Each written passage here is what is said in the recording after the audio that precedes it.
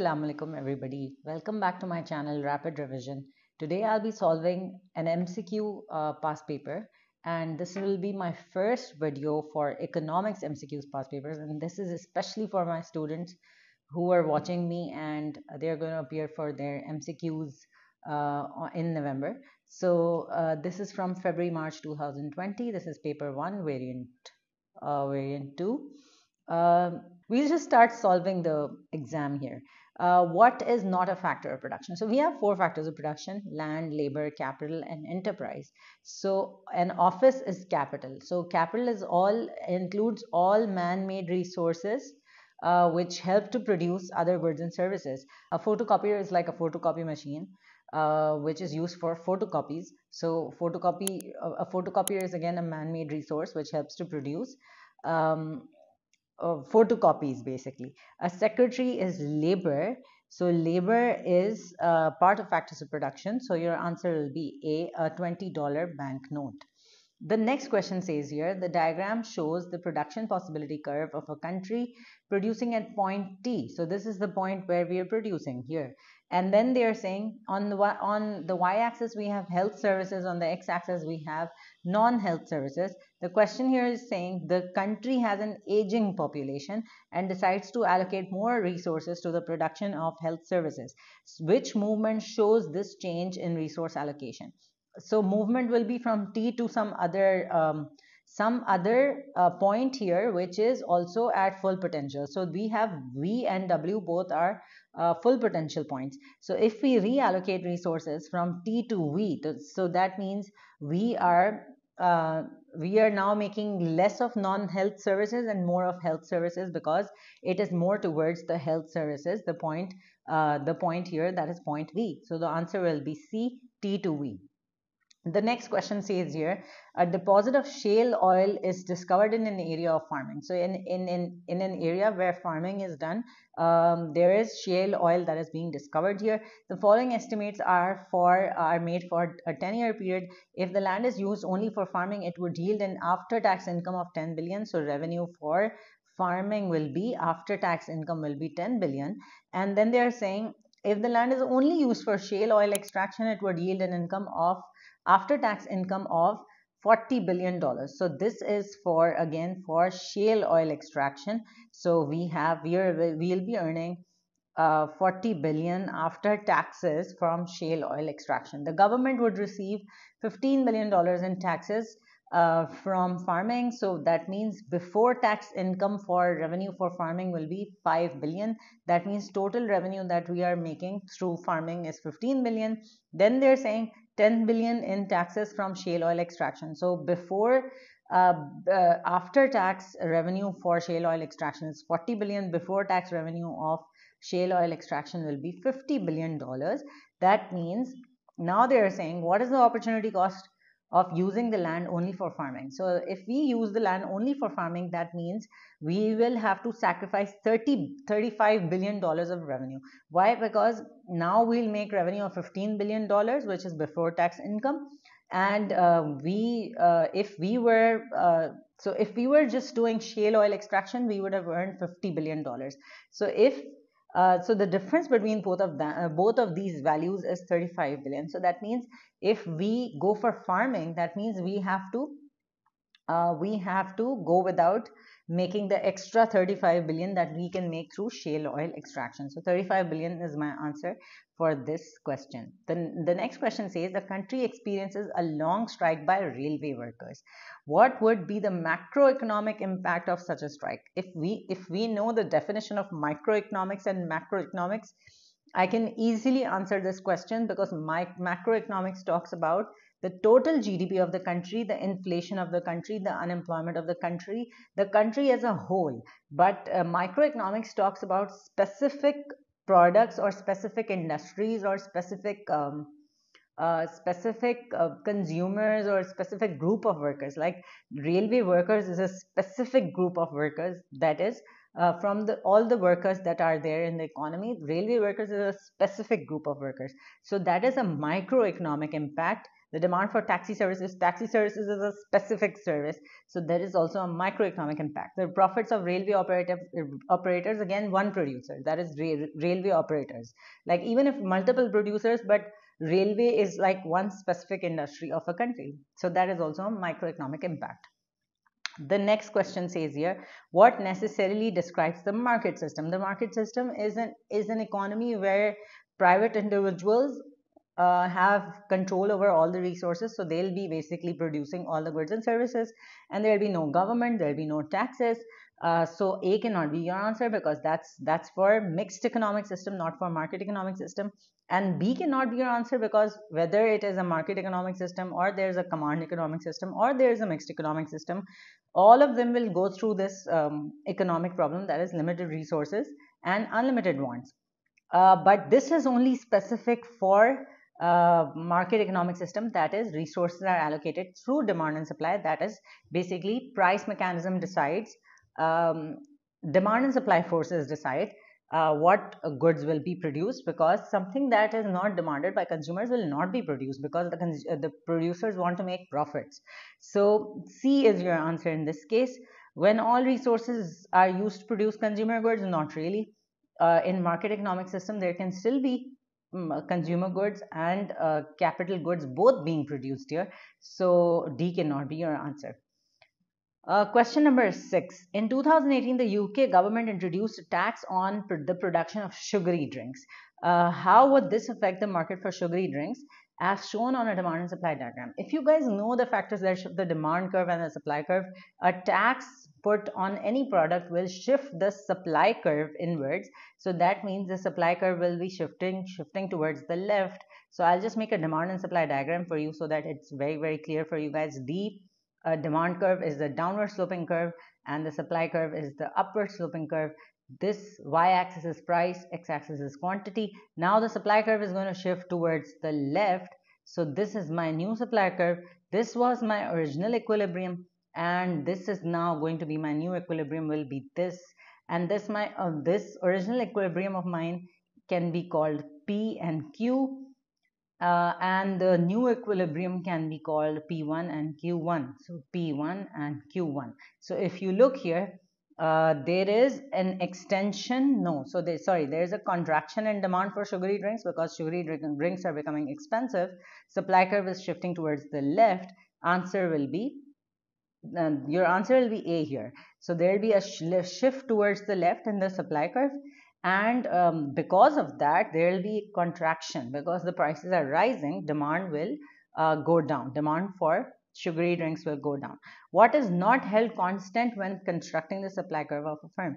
So the answer for this is D. I'll tell you the reason for it. The reason for it is basically um, everything else is not plotted on the demand and supply diagram. There is one thing, price, and then there is another thing is quantity. So you have different prices at different quantities, and that makes up the supply curve. So if the supply curve is upward sloping, you will see, if you know math, there are coordinate points that are plotted when you are plotting a curve.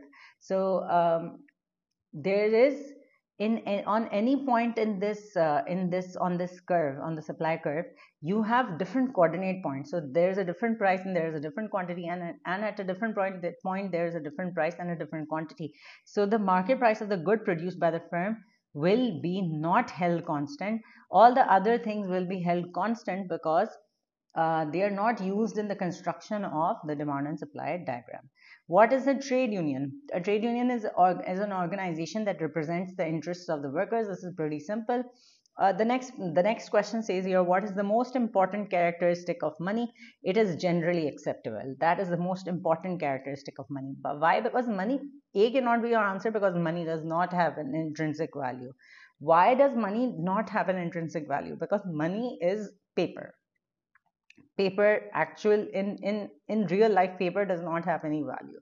But because money is a specific paper, which can be only printed by the central government, the central bank, that makes it, and people recognize it as money. That is why it has an extrinsic value. It does not have an intrinsic value. So it is generally acceptable. That is the most important characteristic of money. It is portable, you can carry it everywhere. It is readily available. It is not readily available. You have to work hard to earn money. So answer is B. It is generally acceptable. Which statement explains why the pay of doctors is usually higher than the pay of hospital cleaners? So to become a hospital cleaner, you don't need any education. But to become a doctor, you need a lot of years in education. So that makes doctors more rare, and that is why they are well paid as well. So doctors have a higher opportunity cost in qualifying because doctors have spent many years in their education to reach to a point that they become a doctor, and then they are offered a very good pay. So the point is that if I'm spending so many years in education and becoming a doctor, that means I have uh, I have actually sacrificed a lot of my free time, a lot of my leisure time, and the time that I could have done something else, but I focused on my studies and became a doctor.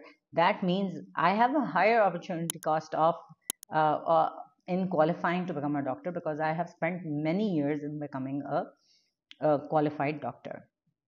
The next question says banks decrease interest rates. Decreasing interest rates will increase borrowing because borrowing becomes cheaper. A and B cannot be your answer. Savings fall because the return on saving is falling. So if banks reduce the interest rate, so that means I can borrow more and spend more. But if the banks reduce the interest rates, why would I save with the bank? Because it's not giving me as much return anymore as it would give if the interest rates were higher. But if the interest rates are lower, the return on investment is very low. So I would rather not invest or save with the bank. The next question says here the table shows the costs of a firm. Variable cost per good is $2. Fixed cost is total fixed cost is $40. They haven't said per good here. They have said $40 in general. So that means this is the total fixed cost. They are saying what is the average total cost or if a firm produces 20 goods. It's very easy. You need to know the formula for average total cost. Basically, average total cost is is equal to total variable cost plus total fixed cost. That is, total variable cost plus total fixed cost gives me the total cost. I'll divide it by the number of units. So the number of units being produced here is 20. So I'll write here 20 in the denominator. Total fixed cost is 40. I will write here in the numerator $2 is per unit variable cost multiplied by 20 will give me again 42 into 2 into 20 is 40 plus 40 divided by 20 will give me $4 per unit. Yes, so C is my answer. When is profit maximization achieved? So profit maximization means that the difference between the total revenue and the total cost is maximized. Total cost is like the payment that I'm making to produce goods, and total revenue is the earning that I am receiving through selling goods in the market. So if I am receiving a certain amount of money and I try to minimize my costs, so the difference between the total revenue and the total cost will be maximized. So my answer will be D, when there is the greatest possible difference between the total revenue and the total cost. In some industries, a monopoly controls output and prices. What is the most likely impact of this on consumers? Higher profits? No, consumers are not going to receive any profits. Higher taxes? No, consumers are not going to receive any taxes. More choice? No, more choice. They are restricting output, they are controlling output. So the answer will be A. The point is that the monopoly is going to restrict output in order for the price to rise in the market. So that is the feature of monopoly, that it restricts the supply of output so that the price rises. So answer will be A. Question number 15 says a mining company bought another mining company. How may this integration be described? It's a horizontal merger. A horizontal merger is simply when one firm producing when one firm, one is a mining firm, another is also a mining firm. So one firm merges or takes over another firm in the same industry and at the same level of production. So here this will be a horizontal merger because this is a horizontal merger. Both are in the mining industry and both are mining in this case, both companies. What is most likely to cause a more even distribution of income? So an increase in progressive taxation will cause a more even distribution of income. The reason here is that I'm going to eliminate also. Let's say A A cannot be the answer because an increase in indirect taxation will be opposite of more even distribution of income. It's a more odd distribution of income because indirect taxes are regressive in nature. They fall heavily on the poor people and they fall lightly on the rich people. So imagine if let's say I am earning 10,000 rupees and then there's someone earning 1 lakh rupees, and then when both of us go in the market and buy 1 kg of sugar, so let's say both of us are paying 20 rupees on the sugar for taxes. So a person who's earning 1 lakh, 20 rupees for them is nothing. But since I am earning 10,000 only, so for me 20 rupees is a big amount as compared to someone who was earning 1 lakh. So that means indirect taxation is going to be fall heavily on me because I'm earning less amount of money. So A cannot be, and the answer B, an increase in inflation. Inflation will just make lives worse because inflation is simply things becoming more expensive. B cannot be the answer. An increase in managers' salary. So managers are still, well-paid people. So well-paid people are getting more salaries. So that will cause a uh, more uneven distribution of income. So answer cannot be C. The answer is D. What is a monetary policy measure? So a monetary policy measure is increasing interest rates. Monetary policy has two instruments. One is interest rates and the other is money supply. Increasing taxation is a fiscal policy measure. Reducing the power of trade unions is a supply side policy measure. And selling state-owned enterprises, of course, is again a supply side policy measure, which is selling state-owned enterprises is also called privatization, when state-owned enterprises are sold to the private sector. So answer cannot be B, C, or D. Answer is A. Why does more emphasis on education and training lead to an increase in national output? So in education and training simply improves the productivity of the labor force. So it therefore leads to an increase in national output. So if there's more education and better training, that will lead to increase in the total output of the country. The rest of the three don't seem to be very on point. The option that is option A is the best that suits with the increasing of national output. Okay. Question number 19. In the past, governments have adopted policies to try to end the recession in the country and increase economic growth. Which combination of policies is most likely to achieve this? Lower taxes and increased government spending, which is an expansionary fiscal policy. If you guys know that, expansionary fiscal policy aims to increase output and also aims to increase employment in the country. So if the government increases spending, what happens is that there will be more jobs that will be created. If the government reduces taxes, that means there will be more disposable incomes that people have to spend. And if the government reduces corporate taxes, then the firms will be able to reinvest that amount in the business activity. So that also helps to boost output in the economy.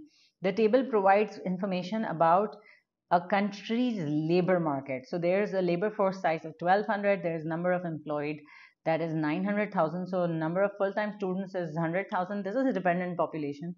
The number of full-time students, population size is obviously 2 million. But what is the unemployment rate of the country? Simply 300,000, which are so if there's total labor force is 1200,000 and 900,000 of them are employed, so that means 300,000 of them are not employed. 300,000 divided by 1200,000 multiplied by 100 will give me 25%, which is my unemployment rate in this country. The next question says here, what is defined as a reduction in the GDP for more than 2 consecutive quarters is simply recession. The definition of recession is that when output falls for 2 consecutive quarters, that is simply recession. So there's a real GDP that falls for 2 consecutive quarters, that is 6 months, then that time frame is called recession. A person receives an annual interest of 4% on their savings. Inflation is 5% per annum. So that means if I'm saving money, I'm receiving a 4% interest, but prices are rising by 5%. So what is the approximate change in the real value of savings? Minus 1%. Why? Because yes, I'm getting 4% return, but then prices are rising by 5%, so that means I'm still deficient of 1%. So that means minus 1% will be my answer here.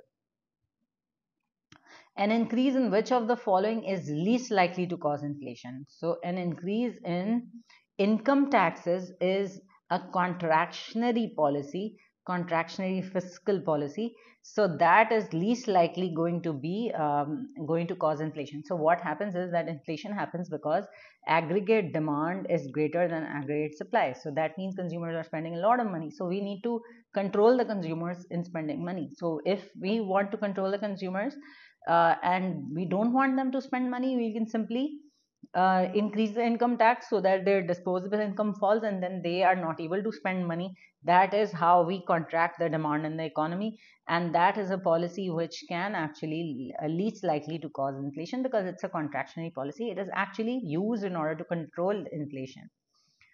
Okay, the next question here. A country has a declining population. It also has a changing population structure in which the size of the 15 to 64 age group is becoming smaller. That means simply that age group in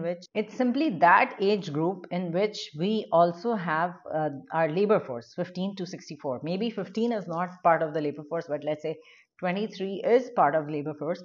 So how could it immediately reduce labor supply shortages? So if they how can they actually increasing family size, encouraging increases in family size is going to increase the birth rate and increase the dependent population. That's not even going to increase labor. Invest in more technological research, not really, not going to support with the labor supply shortage. Lower taxes and increase basic wage rates. Lower taxes is going to increase disposable income, increase demand in the country. Increasing basic wage rates means that the lower paid workers will be able to get better wages, but that's not going to increase the number of people that can be employed. Answer will be A. Immigration of skilled labor will reduce the labor supply shortage. Okay, the next question here says the Human Development Index, that is the HDI, ranks human development in countries from 0, that is 0 to that is the lowest, and 1 to the highest.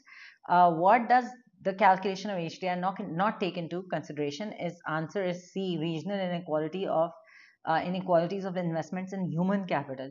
Estimate of life expectancy at birth is included in HDI. Information on the number of years of schooling is included in HDI. Standard of living linked to income per head is included in HDI. C is not included in HDI. Which combination of changes is most likely to result in a fall in living standards in a country? Simply, if the GDP falls, that means the total income of the country is falling. So yes, GDP. If the GDP falls, that is going to result in a fall in living standards in the country. If the inflation rises, yes, that means things are becoming expensive. It is hard. It is difficult to afford living in that particular country. A rise in population will also increase traffic congestion, and let's create lots of problem. um, a rise in population also makes housing more expensive. So yes, that is going to lead to a lot of problems and a fall in living standards. So answer will be B. What is the most likely effect of a decrease in tariffs? If tariffs decrease, what happens is that if tariffs decrease, increase government revenue from tariffs? No. If tariffs decrease, that means government revenue from tariffs will fall. Increase revenues from domestic firms? No. Domestic firms will have to face losses in this case, because if tariffs decrease, consumers will simply buy the imported products. So answer cannot be D. But yes, answer can be B, increase consumer choices, because if tariffs decrease, what happens is that now consumers can import more goods from other countries, which means they'll have more choices now. What would increase the demand for a country's currency on the foreign exchange market? If what would increase the demand? And increase in its exports. So that means more people are demanding my country's exports. Whatever I'm producing, whatever we are producing in Pakistan, let's say a lot of people all over the world, they ask for Pakistani goods, and a lot of people want to buy Pakistani products, and a lot of people want to visit Pakistan, and as tourists, what will happen is that the country's exchange rate will actually rise. It will become stronger because more people want goods and services from Pakistan. So yes, the answer will be C. If you guys see the next question, the table shows a selection of economic data for a country. There's primary income, that is 1,000. Then it's in $1,000,000. So yes, secondary income is net current transfers is minus 500. Total value of exported goods minus total value of imported goods means what I am earning from exports is 1,000 and what I am paying for imports is 2,000. That means this is going to be negative 1,000. And for the next part, total value of exported services minus total value of imported services is going to give me plus 600 because I am earning more from exporting services than what I am paying for importing services. So that means my current account of balance of payments will become 1,000 minus 500, which is going to be 500 minus 1,000. That is going to be minus 500 plus 600, which is going to be plus 100, which will be answer will be A, $100 million. The last question here says a country changes to a policy of self-sufficiency in agriculture instead of relying on world supplies. So what is likely to happen in the country as a result? So farm output will not fall, it will rise. So answer cannot be B. More farmers will be unemployed. No, more farmers will be employed because obviously self-sufficiency in agriculture means that they are producing all the agricultural products themselves. More food will be imported. No, more food will not be imported because now we are going to make all the food ourselves. So answer cannot be B, C or D. Answer is A. So how is the answer A? So what if you don't know the direct way of doing MCQs, you can always eliminate the options. But I know the direct answer to this also. Why is the answer A? So if you guys know, Saudi Arabia is the country which does not make their own food. They have to rely on buying fruits, vegetables, other things, any food related products from other countries. So what Saudi Arabia makes dates themselves because they have the weather conditions and the soil and everything to produce dates in Saudi Arabia, but they cannot produce mangoes or oranges or these things they buy from Pakistan. So yes, if Saudi Arabia thinks that they have to make everything by themselves, so they'll have to make mangoes on their own, they'll have to make oranges on their own, they'll have to make bananas on their own, they'll have to make apples on their own, they'll have to produce wheat on their own, they'll have to produce rice on their own. All of these things will basically increase the cost of production of cost of production. So basically Saudi Arabia does not have the weather, Saudi Arabia does not have the soil that can actually help in producing these crops. So what Saudi Arabia will have to do is they'll have to artificially create that environment in order to they'll have to spend a lot of money, a lot of money on researching the method to actually produce these fruits and everything and vegetables. So what will happen is that it'll be very costly to produce these kind of products. So yes, agricultural prices will rise because it's very costly to produce everything on yourself, everything by yourself. If you don't have the environment for agriculture, you can't produce everything by yourself. But then if you want to produce everything by yourself, you'll have to spend a lot of money and create the environment to produce everything by yourself. Yes, so that's it for this video. Thank you so much for watching. I hope this helps you for your MCQ exam that is coming in November. Thank you so much for watching.